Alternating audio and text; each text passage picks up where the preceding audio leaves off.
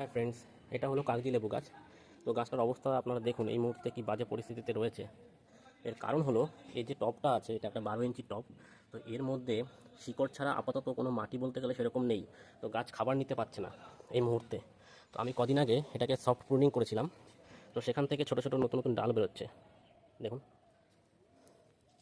আর এই মুহূর্তে আমার কাছে যেহেতু বড় মানে যে ড্রামগুলো আমি বসাই, ড্রামগুলোতে এই টাইপের যে ড্রামগুলো, তো সেই ড্রামটা আমার কাছে রেডি নেই এবং মাটিও রেডি নেই। তো আমি এখন যেটা করব, যাতে গাছের মাটিটা এরকম শুকনো না হয়ে থাকে, যাতে সে খাবার কিছুটা গ্রহণ করতে পারে, তো তার জন্য আমি এখন যে পদ্ধতিটা আপনাদের দেখাবো সেটা আপনারা দেখতে থাকুন। তো এখানে আমি কিছুটা গোবর সার, ভার্মি কম্পোস্ট নিয়ে নিয়েছি, আর কিছুটা কোকোপিট নিয়ে নিয়েছি।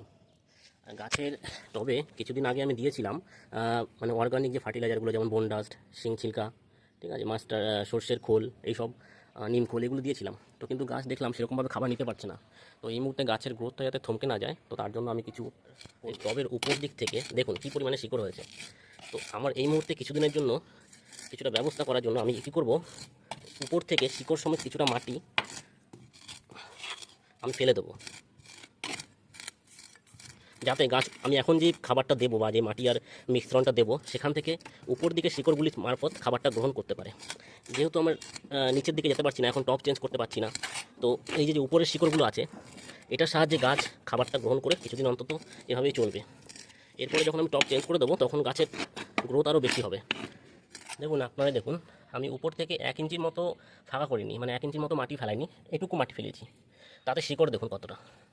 এরকম যদি থাকে এটুকু জায়গায়, তাহলে পুরো টবটায় কী পরিমাণে শিকড় আছে আপনারা বুঝতেই পারছেন।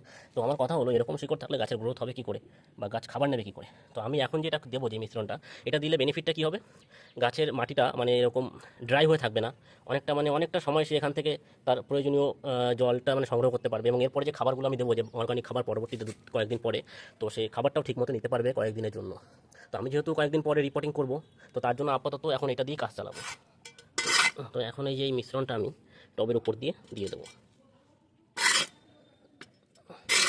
এরকমভাবে কিছুটা পরিমাণ অন্তত, এতে যে ময়েস্টটা বজায় থাকবে। আর গাছ প্রয়োজনীয় জলটা তার, সেই মিশ্রণটা আমি এখানে এখন দিয়ে দিয়েছি। এখন এখানে জল দিয়ে দেবো।